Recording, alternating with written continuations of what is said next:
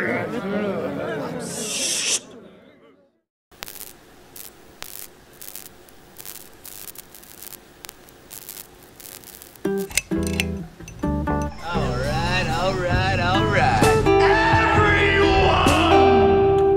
for the Get to the Point review. Hey, everybody, and welcome to the Get to the Point review podcast.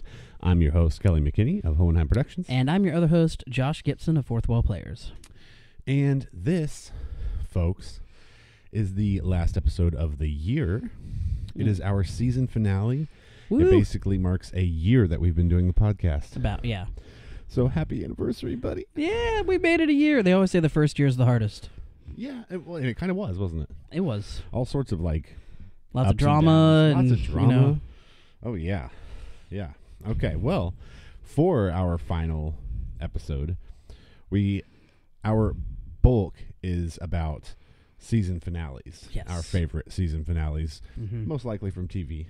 Most What likely. else? Yeah, what else? I don't know what other else is in season finale. seasons? Yeah. Well, hey, we said it here first. Okay. Yeah. And our recent movie is sort of like the beginning of a great season.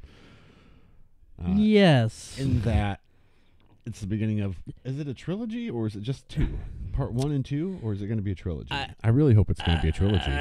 Who knows? Isn't that awful? See, that I they hope didn't it's gonna do be a it trilogy? like how it's usually done. Is they will film, like in a case like that, is they would film like both parts at the same time. You know, like Lord of the Rings style or whatever. But they couldn't get permission to do that, so they only filmed the first part in the first place, and they were going to do the second part based on how successful it was. So I don't know if they're going to go ahead and do the whole trilogy or not. Okay. So that's kind of weird, right? Yeah, because I was under the impression that they did go ahead and do it like the Lord of the Rings.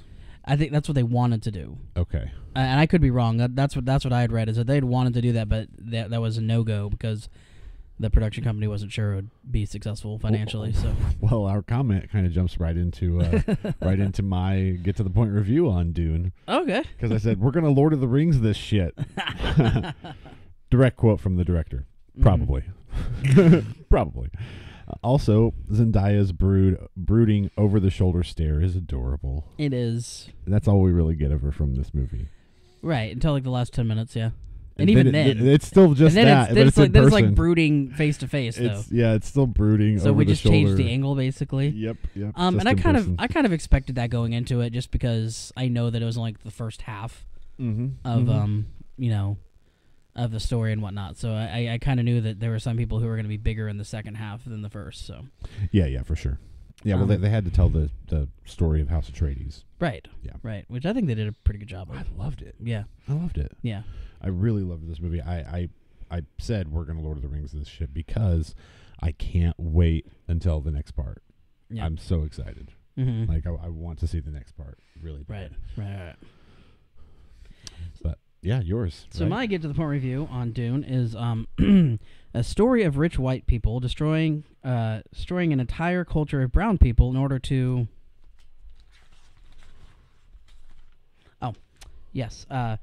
mine rare materials. High fantasy adventure based on current events. What? Yeah, no, it really is. It really, and that's what's kind of crazy about how it was relevant when it was written in 1965. Right. And it's still relevant today. Yeah. Yeah, it's still just as relevant. Yeah. Well, some of the same people are still in charge in America, so you know. Well, yeah, this is true. This is true. This is very true. Yeah, and other than I love this movie, I'm not sure what else to say. It's such an experience. I'm glad I went to go see it in theaters. Did you see it in theaters? Or did no, you see I it didn't. Home? I saw it from home. I'm so glad that I went to go see it in theaters. Although there's this really annoying new thing in theaters, which I guess is aging me a little bit as far as the last time I went to a movie. But at least the one I was in, like the chairs were I mean, it was vibrating so loud with like the subwoofers or whatever that it was like shaking my chair every time that there was like a bang or something. And that kind of took me out of the movie a little bit. I did not like that. Really? Yeah. Interesting. I wasn't a huge fan of that. It was a good massage, I guess, but it wasn't great for paying attention to the movie. That just makes me think of like the Back to the Future experience from like Universal Studios. Right. Yeah, that's what it felt like. Yeah. And that was cool. Maybe because I was like 10, but you know, Also, it's Back to the Future. No, I really enjoyed the movie. I don't think, other than the one who thinks the most of himself as an actor, any of the parts really fell flat. I'm talking about Dave Bautista, because he always talks about how like no one else is a real actor or something, and I'm like, what? You took acting lessons? That's cool. He Really? he trashes his co-stars all the time. Really? Yeah. I have not heard this. Yeah. I have really not heard this. I'm sure. I don't hate the guy. Like I really like him as Drax. Yeah. Well, but with the wrestling culture, I wonder if because that's what he's from wrestling. Right? I mean, I From the imagine he's WWE? mostly doing it just to gain attention for himself. Yeah, because I just wonder if it's more of like a publicity. Yeah, stunt. I'm positive that's what it is. Yeah, because it's not like he's Daniel Day-Lewis or something. Right. You know what I mean? Like, Right. oh Well, I know, gosh. for sure he's bashed on The Rock's acting, which is insane to me. Which is yeah. Well, okay. At the same time, though, like you'll never hear anyone praise The Rock probably more than me or as much as me is whatever. Like I love the guy to death, but when it comes to his act, like his charisma, how great he looks on film, right, really makes up for a lot of what he may not lack as an actor, and I feel like I'm probably too biased to really judge that. You know what I mean? Like, okay, I feel like maybe I need to watch Jungle Cruise with a discerning eye and be like, oh. I feel like the guy went through a lot of really bad movies in the early 2000s. I guess I should say mid 2000s. He went through a lot of he had a horrible phase, and he tried playing multiple parts. Like he tried playing the bad guy in Doom, and I mean, like he did a couple of different things like that. I think he found his niche, and I think he's staying with it. And I think that's really smart. I mean, not everybody is Daniel Day-Lewis. His niche being jungle movies? Yes. Well, his niche being okay. And here's the thing: like because of his body type, like he's going to be typecast into a certain role. Yeah. Like he's not going to play a kidnapped college professor. Okay, right, but at the same time, a removal from what he sort of normally plays as far as like character wise was his role in Ballers. Okay, which was more of just a drama, which I haven't seen, but yeah, it's not a bunch of action. You know what I mean? It's not, which is good. It's not a bunch of action. It's drama, right? And it's drama centered around sports and athlete finances and scandals and stuff like that. And speaking of that, I watched his movie The Gridiron Gang. Oh, I cried, and I thought he was really. That. I thought he was really good in that. Yeah. I know it wasn't a very successful film financially or anything. Right, but it was also like. Look, people like to see The Rock cracking jokes and blowing shit up, and that's fine. Yeah, that doesn't mean that's all he can do. But also, like, it's one of those dramas that, because it's based on a true story as well, like. We've just had so many of those. You know what I mean? It's such a niche audience. And at that time, I think that was the end of that craze. Because that really started...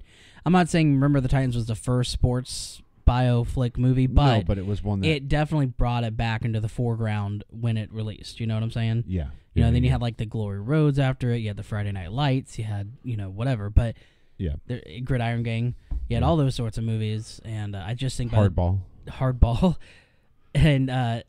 I just think by the time Gridiron Gang came out, I think people were just a little bit tired of it. Yeah, well, and I also think it just has to do with the fact that the drama crowd is a very niche, small crowd. It's every bit as small as sci-fi used to be. Yeah, you know what I mean. It's kind of switched that way. Right now, now sci-fi and geekdom is so mainstream. Like, everyone's a sci-fi fan. Right. But yeah, like I think that's the thing. Like, when people ask me, or when people have asked me, people don't really ask me anymore, what my favorite drama, what my favorite genre is, it's drama. And it's a very like niche drama. Not most people don't want to go to the movies and cry. Right. So, right. Yeah.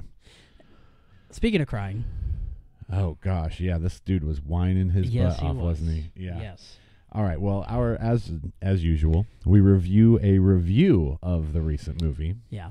And we usually try to find a review that disagrees with us. Not only does it make it funnier, but also just we knew that it was going to be hard to find one for this. Yeah. And I think its source says it all Yeah. as to how hard it was to find a negative review on Dune. Yeah. Because this review is by America Magazine, the Jesuit Review, written by John Anderson.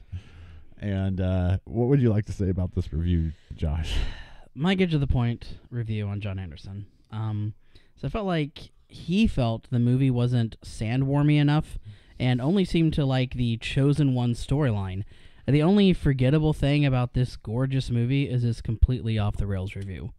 I have no idea. Like, not everything. Like, I know I was talking a little bit before we got on camera about like how I disagree with some of his ideas for like who were the strong actors and who were the weak ones. There are a couple of his what he thought was strong, I agreed with. I thought Jason Momoa did a good job. He was one of the ones he mentioned. But I just feel like for the most part, like probably 80 to 90% of this whole review, I was like, what was this guy smoking when he watched this? Yeah, well, and I feel like my review of the review might kind of answer that a little bit. Okay, go ahead. And I feel like this review just didn't like that people will go see a sci-fi film about a messiah, but not whatever most Christian filmmakers are making. Right. And is like his tone about the film throughout the entire review. Mm-hmm. I just kept thinking, is it a coincidence that Bene Gesserit sounds like Jesuit, and that's why he's so upset? Like, that's what I'm thinking. Like he feels mocked. But see, that doesn't make sense because she was one of the roles he liked. Yeah, which is confusing to me. Yeah. In the beginning of the review, for instance, he's talking about how this movie lacks juice.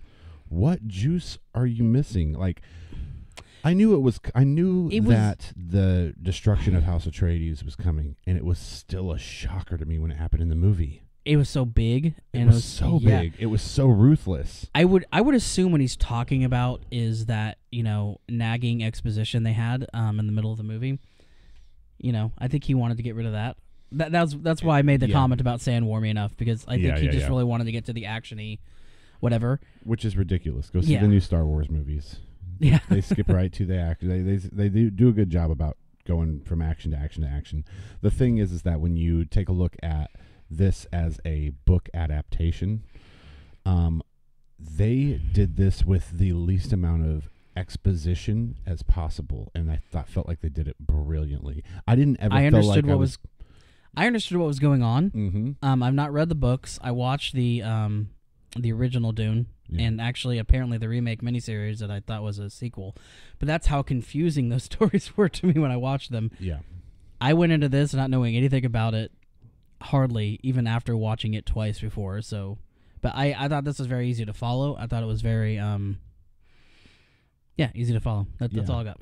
Yeah, there wasn't any point in the movie where I felt like I was being exposited at. Right. You know what I mean? Like where so many movies, even in Shang-Chi, okay? Mm-hmm. Oh, they had that. They had plenty of moments where it was just like, this is exposition. Yeah, yeah. You will be exposited at. Yeah. They really wanted to redeem themselves for Iron Man 3. Yeah, apparently. That was a big theme in that movie. Yes, they like, they look, did. Guys, we get it. We messed up. Here's us apologizing. But we're still going to have fun with Ben Kingsley. But we'll have fun. Yeah. Yeah. Yes, which was fun. But we're not talking about that. We're not. An example, yes. But I just it seems so contradictory, his review. Like, the things that he liked about it were the things I didn't like about it. Right. Necessarily. Right. You know, and the things that he was complaining about, I missed how they were noteworthy as complaints. Yeah, like they seemed like he was just trying to find. Like he was just, yeah. He was like, I've got to write a bad review, so let's. In which case, you made it to the Get to the Point review, John Anderson. Good Way job, to go. buddy. Way to go. Big audience. Big audience. Yeah. So, yeah. Yeah. Yeah. So, just so you know, John Anderson, Oscar Isaac does listen to our podcast. He's an avid fan. He's an avid fan. And he's not going to like your review now. He's not going to like your review. He's going to give it 2 brown thumbs down. All right. Speaking of thumbs up, that's not what we said, but whatever. No. You get better at segues after a couple of years of doing this. So this is the first year. Yeah. That's why we're not. We probably Irished up our coffee a little bit. I'm not sure. Hope so. Well, as we said before, the main category, the main theme of this episode is season finales, being that it is our season finale. Yes. And right to just kick us off, I'm going to go ahead and go with my first one. My Go first ahead. one is 6 Feet Under. Okay. Okay, which ran from 2001 to 2005. And I'm pretty sure it was an HBO series. Mm-hmm. This series explores the empathetic side of running a funeral home and probably drove up the entrances to school for mortuary science. And my favorite season ending, I some of these on this list, like I loved almost every season ending kind of thing. But for 6 Feet Under, the end of season 1 is what really like hooked me to the show indefinitely, because it's where we find out, spoilers, I mean, it ended in 2005. Go see it already. Nate finds out that he has essentially a brain tumor. Yeah. And something draws me. I love basically any show or idea that wrestles with the concept of mortality. Right, which is that show is very heavily Right, that, the whole yeah. thing is about I mean, every single episode deals with death in some way, form, or fashion, and as well as grief.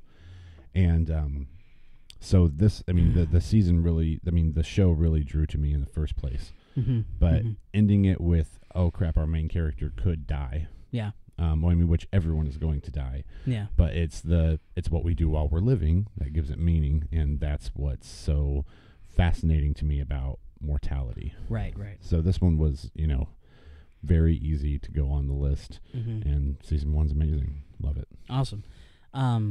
That's a great choice. Speaking of dealing with mortality, my first Get to the Point review is on season 3 of MASH, airing May 18th, 1975. Henry Blake finally gets to go home. The episode is devoted to all of the people at MASH sending him off with love and gifts. Unbeknownst to the characters or even the actors playing them at the time, Henry's helicopter gets shot down, leading to that iconic moment in television history where Radar comes in and reads it off, and the actors are so stunned that someone actually drops a medical tool, and they keep it in there because it just added to like the quiet, like the no soundtrack sort of thing.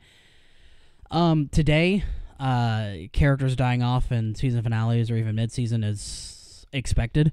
Right. But that just was not something that happened back then, and it was such a, like, it took the world by storm, and I think the historical aspect behind it is kind of what makes it really special and stick out in my head. It's precedence for sure. That's awesome.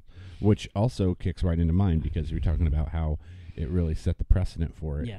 And one thing that just destroyed the precedent for whether or not a main character is going to die is Game of Thrones and I almost did that one. And The Walking Dead. Okay. Well, Walking Dead is my real pick, but when I think of of Ned Stark. Like when I think of subverting expectations, like, hey, we're going to kill a character, Walking Dead and Game of Thrones is what comes to mind. Right. And so my actual pick is The Walking Dead, which I know we've covered in episode 1. I figured bringing it full circle. That was a good idea. Yeah. I almost went with Walking Dead too. Well, we've got it on here then. But I didn't. But you got it, so good job.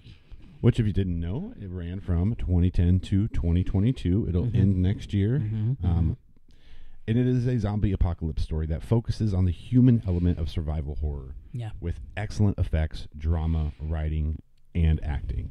And I went with my favorite season finale from them. Again, this one has a lot of really great season finales. Up to about season 8. Yeah. It's still a lot. But is season 4. That was what I was going to go with. Really? Yeah. That is awesome.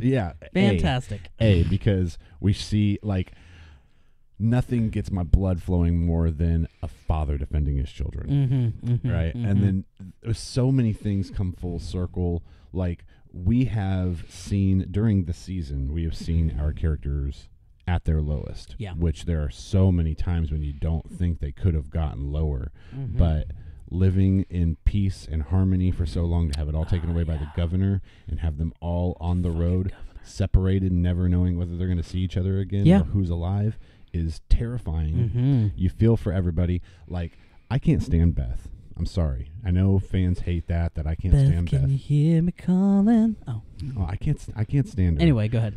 But the episode that her and Daryl have together made me cry.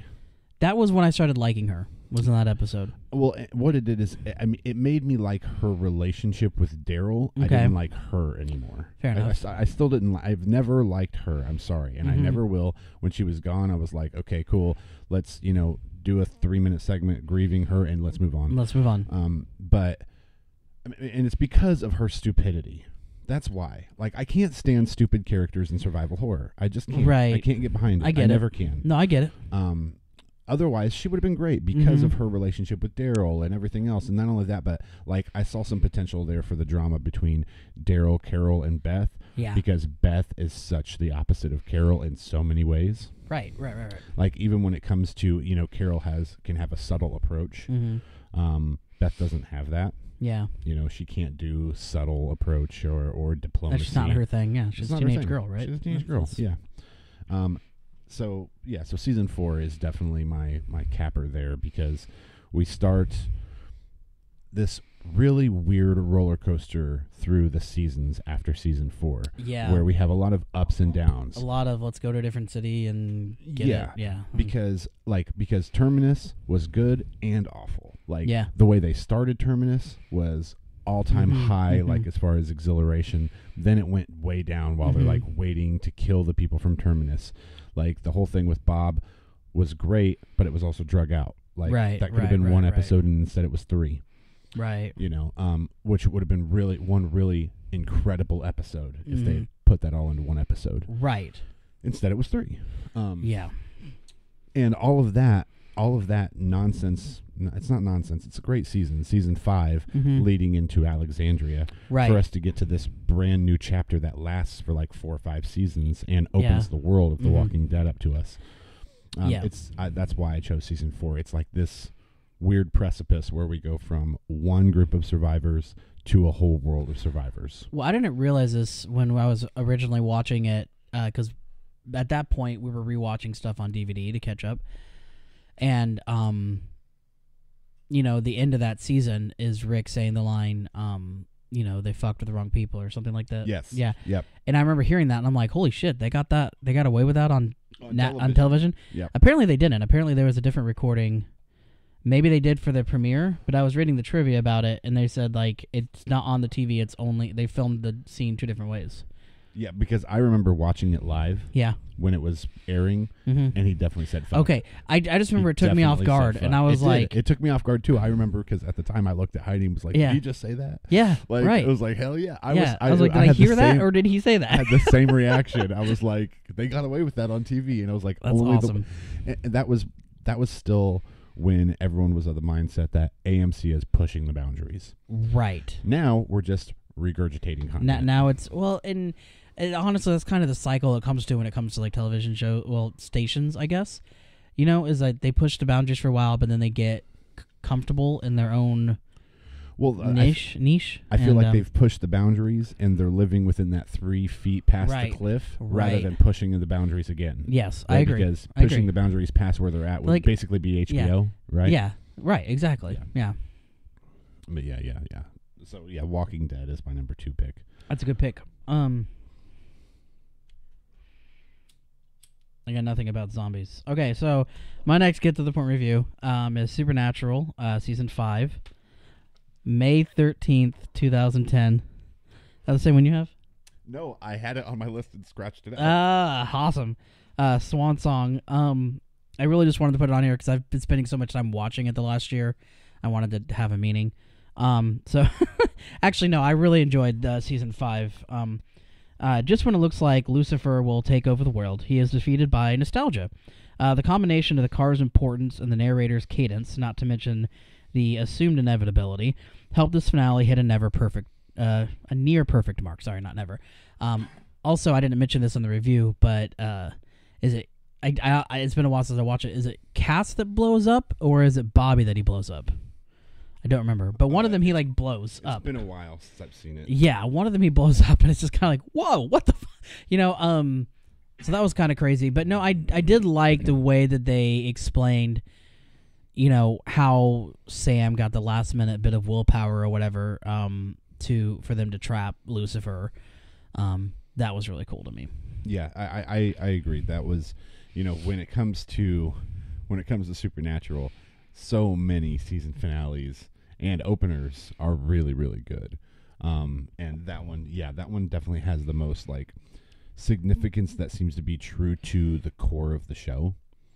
You know what I mean? Yes. Before about the brotherhood and yes, before every season that came out became about the fans. Yeah, Jesus. You know, which don't get me wrong, that's what the meaning of that's the whole point of a show, right? So I would But think it's also to tell a concise story. as much as I like certain aspects of Supernatural past season 5, they could have ended it there, and it would have been a perfect run for that show. It would have been a perfect run for that show. At the same time, like where they're kind of at now, still I mean, not a perfect, long-winded, great run for that show. It's a marathon. And I get that, and I know I sometimes mention that to people, like, Buffy should have ended at season 3, things like that. I think to make it like a perfect show, or Scrubs at season 3 for that matter. That doesn't mean I didn't like anything about after that ending. I just feel like that ending wrapped up what the show was trying to do in the first place. Yeah. You know, and some shows can recreate themselves. Like I think MASH completely recreated itself after Henry, Blake, and Trapper John left, especially when Frank Burns finally leaves, and it's a completely different show. And some shows can do that, but sometimes like you just have a great ending. Yeah, when they leave in MASH, it becomes more about the comedy and less about the drama of the war, right?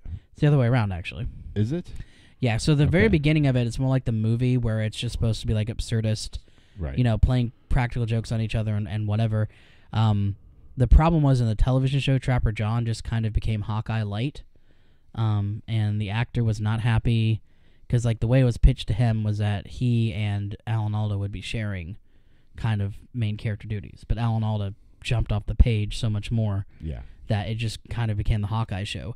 So ironically, when they replaced after Trapper, I can't think of the actor's name right now, but after the Trapper John left, he refused. He actually never signed his contract. He actually signed it for some reason. It just got lost in translation. And so he just left the show at the beginning of season 4. And so they had to go out and get Mike Farrell, BJ Honeycutt, who was so much better much better sidekick to Hawkeye. And I think it made the show a lot better. But. Yeah. And so I'm very familiar with MASH. I've just never I remember it on TV when I was a kid. Right. I remember studying its significance. You know what I mean, in a Cliff Notes fashion. Yeah. And what was really important about the show and why it was so gripping. Right. You know, and it's very vivid in my memory right now because I've actually also been rewatching MASH. So I'm currently in season 6 of MASH right now too. Gotcha. Well, since we're way back then. Wait. That was 1975. Yeah, back in 1975. We'll jump forward just 2 years to my next pick, Soap, from 1977, ran until 1981. Interesting. Okay. Yeah, it had 4 seasons, mm-hmm. and I picked the season finale of season 4 because it was the cliffhanger. Every season was a cliffhanger. That was kind of the point of the show. Yeah. But this one was one where they left it. It was like their way of doubling down and leaving it up to the studio. It's like if are you killing the characters or are you not? Mm-hmm. Is how they sort of framed the last episode. Like we're gonna kill all the characters and fans are gonna want to know what happens. Right. So either renew us for a new season or be the studio who killed all these beautiful characters. That's actually not a bad idea. Yeah. Too bad they called their bluff. They really did. And this is why. It's because before Roseanne, Married with Children, Simpsons, mm-hmm. all of that, there was Soap, an incredibly controversial parody of daytime soap operas shot as a sitcom. It was both brilliant and ridiculous. And it was Billy Crystal's first role. Awesome. Yeah, he plays a gay man, which was incredibly controversial in 1977. Yeah. Billy Crystal's first and then his brother plays a mafia guy who in the later seasons marries a black woman. Oh, and that's super controversial. Yeah. And for the times. I can't believe I've never heard of this show. That's kind of crazy. Gosh, it was. I love it. And I hear of everything. It is hilarious. It's got the guy from Empty Nest. Okay. The lady from Who's the Boss? Okay. Billy Crystal, as I said. Mm-hmm. a bunch of other people too that you'll recognize. You'll be like, oh shit. Yeah. I want to say it was like Susan Myers, Susan Harris. I can't remember who it was. I even know about WKRP in Cincinnati, and nobody knows about that show. I've seen that one, but I've seen that though too.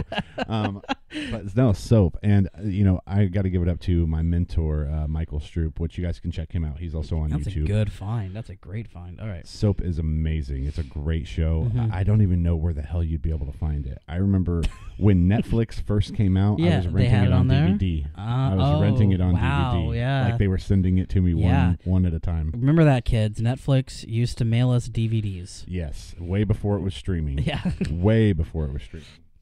That's how Netflix started. And there was a time where phones were connected to walls. Yeah, around the same time. Okay, so I don't got anything nearly that segues well from that. I guess I should say I do. My next one should have been a series finale, but production companies are gonna production company. So Scrubs season 8. It's actually ironically titled My Finale. Part 1 and 2, which both aired back to back on May 6th, 2009. And what clearly should have been the show's finale, JD accepts a job closer to his child and is discouraged no one is making a huge deal about it, especially Dr. Cox. The projector of the future sequence at the end makes me cry every time. You'd be bawling your eyes out. Does it? So it's basically... He's kind of disappointed because nobody's making this big deal that he's moving a couple hours away, and he like basically tricks Dr. Cox into telling a new intern about how fine of a doctor he is so that he can hear it, sort of thing. All these sorts of things. It's such a beautiful closing sort of thing. And as he's walking out, he's imagining everybody in his past, over the past 8 years. So they've got probably 94%. I'm just throwing a number out there, but they got almost everybody who has like guest starred on the show over the run of the show, except for a couple that like other networks wouldn't let them like use for that shot or whatever. And like everybody's saying goodbye to him. Old Love's telling him, that he whatever. And at the very end, when he walks out Sacred Heart's doors, there's like a projector screen set up, and it's showing the possibilities of what could happen in his future. So like him getting married to Elliot, them raising their kids, his and Turk's kids growing up and getting married, them having Christmas together, all sorts of stuff. And it's just so sappy, and it's so, it made me cry after 8 years of that drama. 8-year relationship with that character, absolutely. And then they did season 9, and it doesn't matter. Right, and that didn't matter. Well, and I just think it's interesting. It's kind of a callback to 6 Feet Under, the way that they ended the series itself. 6 Feet Under ends up on lists of favorite season finales for the final episode. Right, it ends up on every single list I've ever seen because they did it so well. Where there's closure. They let you know how everybody dies because that's how they kind of start the series. Every and episode. It makes sense. Yeah, it does. And like so, that one was beautifully done. Sounds to me like Scrubs was beautifully done too. I'm gonna be honest. I didn't watch that far into the show when it was first aired. I probably made it like halfway through season 6 when I finally gave up on it, like when I was younger because I just got busy. But I just rewatched it a couple months ago. I kind of streamed through it on Hulu or whatever, and especially watching it all back to back like that, I think it made it a lot more impactful for me. Yeah, which is interesting to think how we used to watch television shows week to week and crazy? Have to wait, and that binge watching it can make it more impactful. Isn't that what's interesting? Yeah. I wonder if it would have had the same effect if you'd been. I've always been that guy. Like, but even before like streaming and binge watching was a big thing, I was always a guy that went out and got seasons on DVD, waited for the For certain shows, I did the same thing. Yeah. Boston Legal, Angel. I mean, I've had that stuff since I was like 18. Honestly, the only show I've really done that with, where I bought it every single time when the season concluded out on DVD, was Breaking Bad. Right.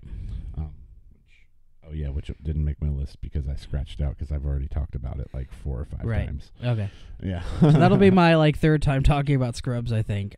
They've all been very different though. Yeah, no. So we've brought them up for different reasons. Yeah, for sure.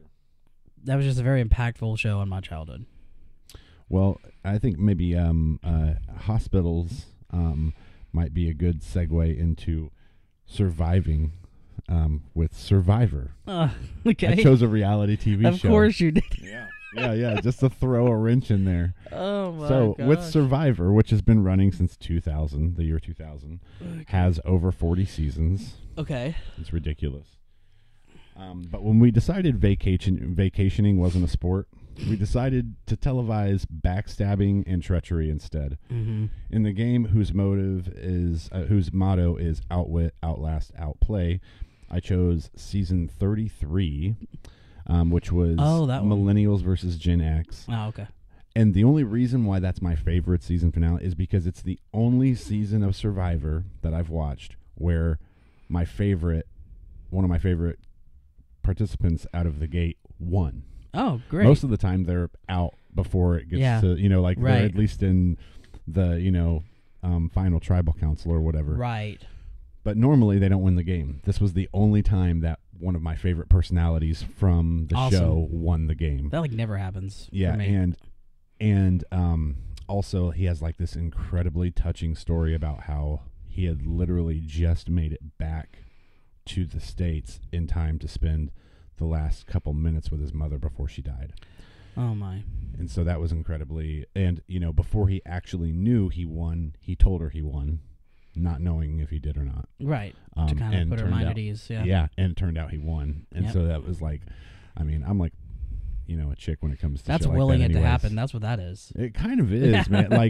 That to me. Put that on the whiteboard right there. It's a really good. It's a really feel good moment for me, especially the whole mother thing, right? Too, yeah, it's super impactful, right? So Survivor season 33. Adam Klein. Shout out to Adam, and I hope he's doing well.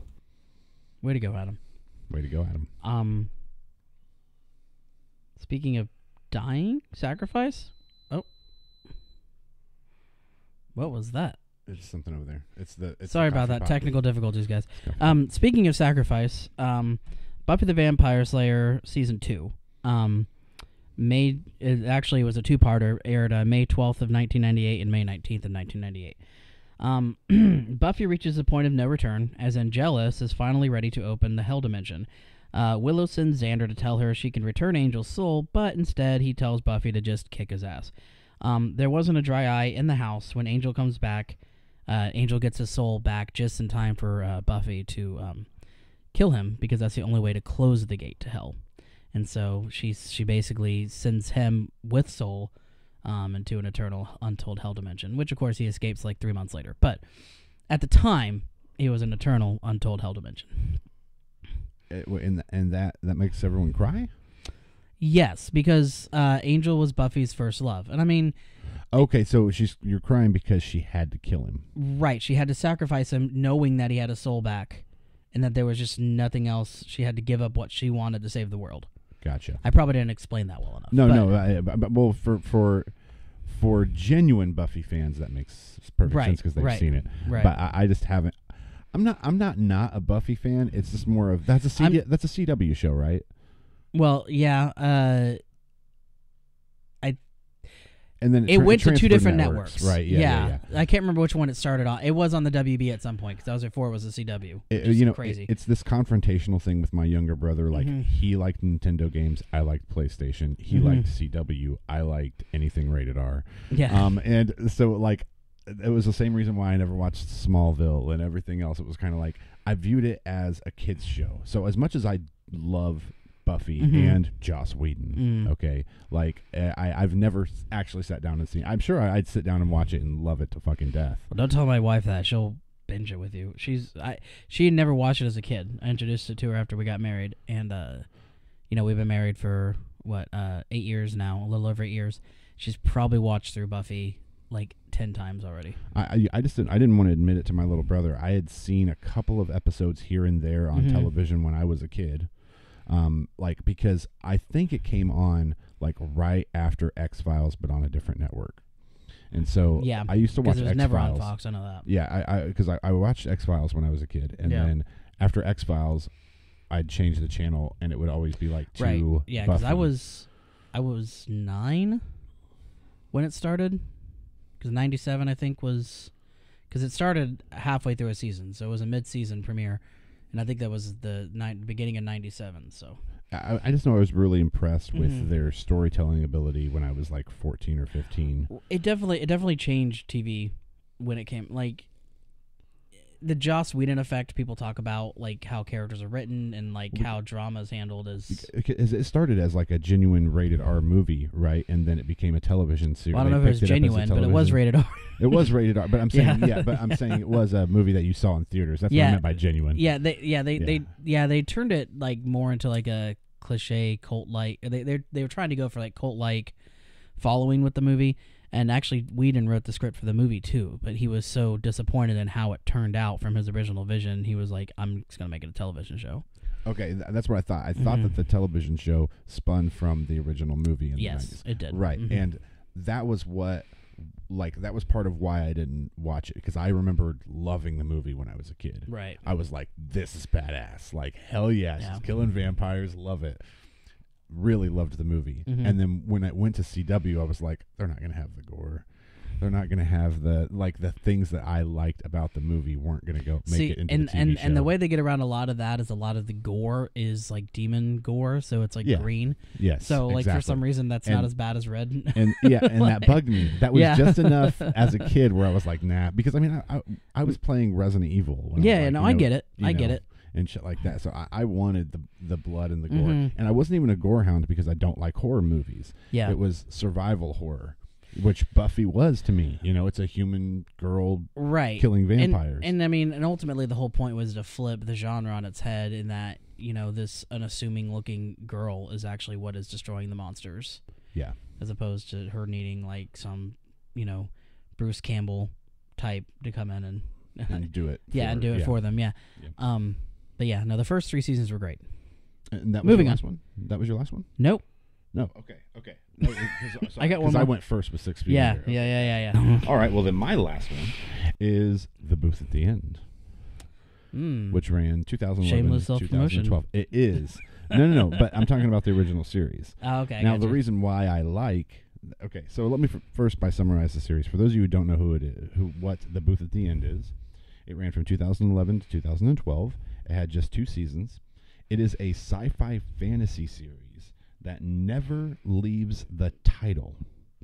An entire show, only discussion, in a booth at a diner. And it's like I said, it's sci-fi fantasy. It's really hard to explain. Just know that much of it stems from psychology, philosophy, that sort of thing, as far as why we are only talking in a booth in a diner. Right. And I chose season 2, the finale for season 2, because it inspired my season 3 fan continuation. Right. They gave us just enough information in season 2 that it inspired, and also just ambiguous enough that it inspired me to continue the series on my own. It sounds like it's kind of one of those series that you could just pick up and run with, though. Well, I mean, it's just a booth in just a diner. People talking in a diner at a booth. Yeah. I mean, at the same time, though, I think you have to have a knack for dialogue to be able to do just dialogue and make it visually stimulating enough to catch people's Aaron eyes. Sorkin-esque. Now, there's a reason why it was canceled after 2 seasons. It's because it is a difficult format for a show. Yeah. To really, I mean, like, it has a niche audience. You know what I mean? You got people who are reading Nietzsche and just stuff from philosophy class. They're like, okay, this would be cool. It almost sounds like something out of its time, because if it had happened today, it would probably just be a podcast. I mean, and that's the thing. It would make an excellent radio play. Right, yeah. Like, just literally taking it and translating it to just audio would be amazing.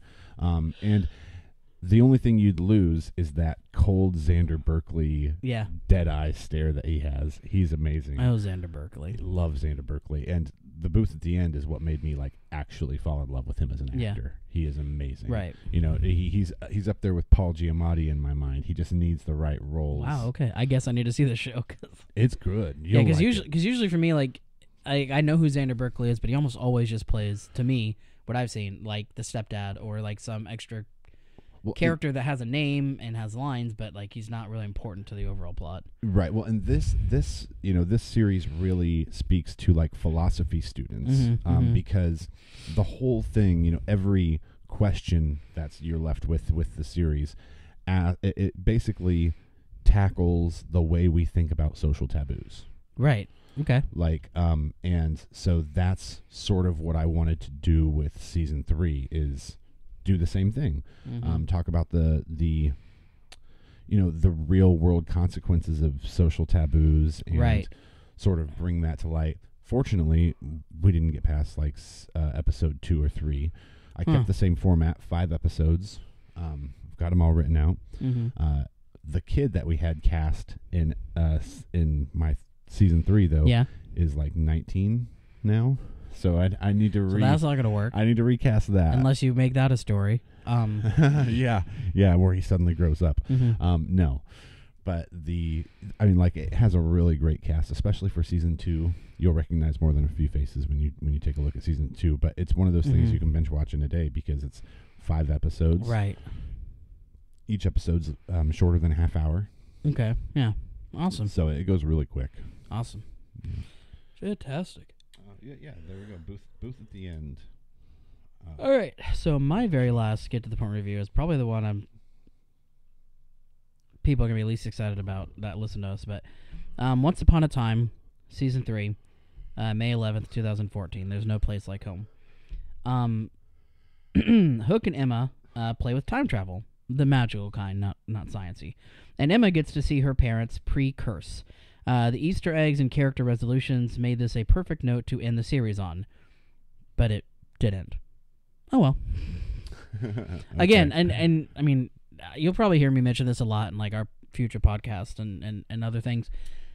Sometimes a series just needs to know when to end, and I think this would have been a very good ending because they play a lot with, because for those of you who aren't familiar, like Once Upon a Time, obviously, these fairy tale creatures get cursed to live in the real world, and the daughter of Prince Charming and Snow White is their savior that has to come and break this curse and get them back, and she does, and then they come back to stay with their daughter, and it's a whole convoluted thing.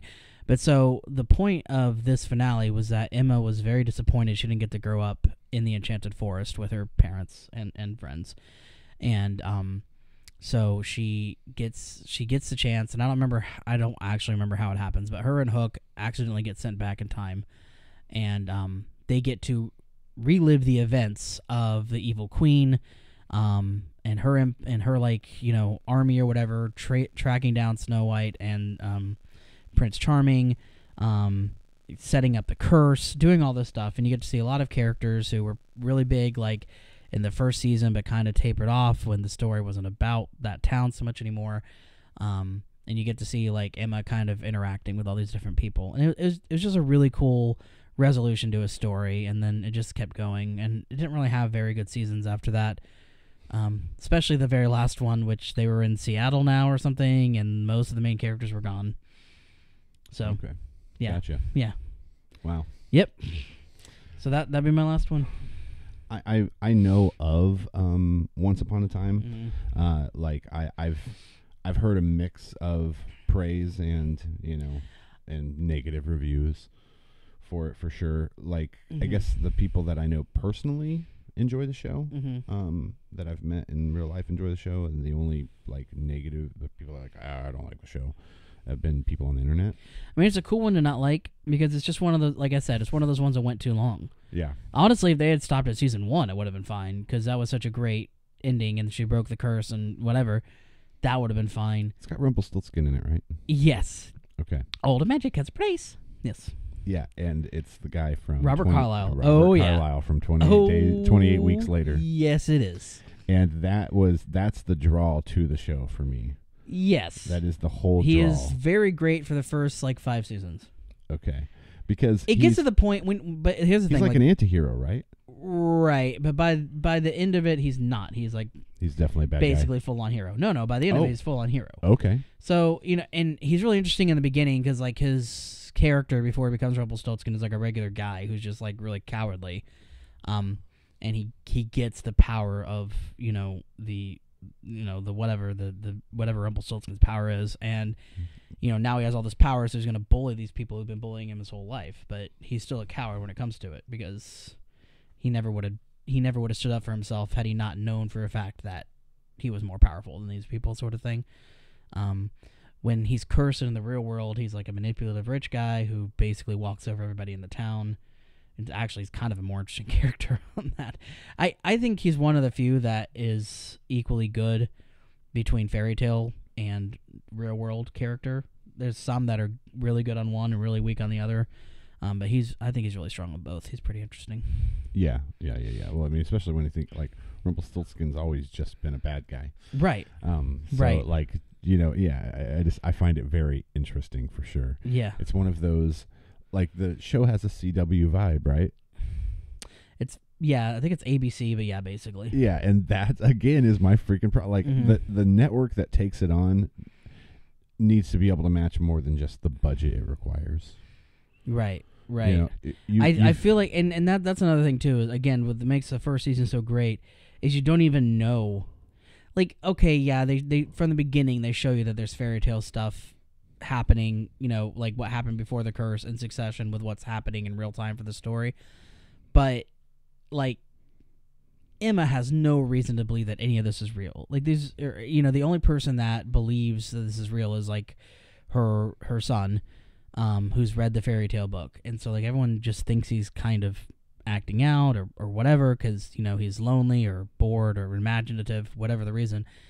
And so they're all just like adults who are trying to be understanding of this kid who they don't understand, and that was really cool. But then like at the end of it, like everybody knows who they are again, and you don't really have that like thing anymore. You know what I'm saying? Yeah. Interesting. Okay. Huh. Well, that kind of brings us to the end of our episode, doesn't it? We've got all 5. Yeah, it does. All 5 takes out. Okay. Well, why don't we get a word from our sponsors? Word from our sponsors. Final word of the year. Oh, look what I found here. Sponsors. Oh, nice. If you or someone you know wants to start a podcast, we recommend starting with Buzzsprout.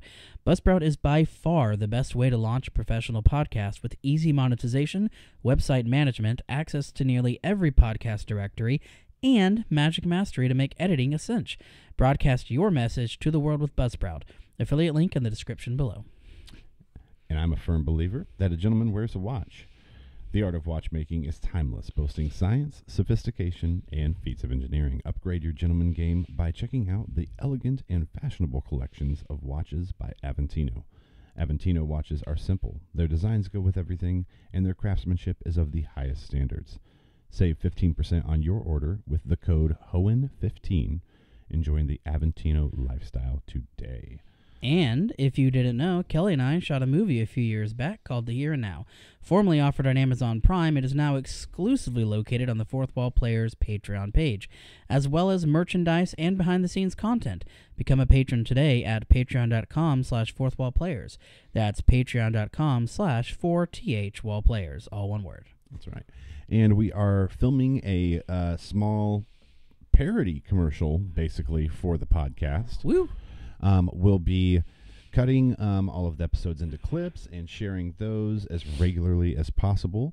As we said, this is our last podcast for the year to mark our anniversary. We'll be coming back to you basically first week of January, maybe second week of January, depending on... Early January. Yeah, early January for sure. Hopefully with new guests as well, and a little different spin on the podcast as we move forward. In the next, month and a week, while you guys are anxiously waiting for us to start the podcast again. Looking at you, Oscar. Yeah, that's right. We'll be working on getting episodes for The Company shot and out, which you'll be able to find on the Fourth Wall Players YouTube page. We'll make sure we include links for that below if we don't already. And as always, we'll giving you guys a couple more weeks to re-listen to everything we did in season 1. Listen to it all again. Maybe you forgot. I know I did. yeah. I said it. I don't have to listen to it. Yeah, I guess that's a good point. Yeah, we were here when it happened. Yeah. Well, all right, good point. And as always, folks, leave your comments. And what we'll do is we'll continue to tweet those out as you guys leave them. Yeah. And maybe even do a few video clips here and there over the holidays. Right. So you guys, thanks for listening. We love all of the support. Oh, yeah. And our audience, and we hope you all have a wonderful holiday season and a bright new year. Yeah. All right. Thanks, guys. See you soon. Get to the point.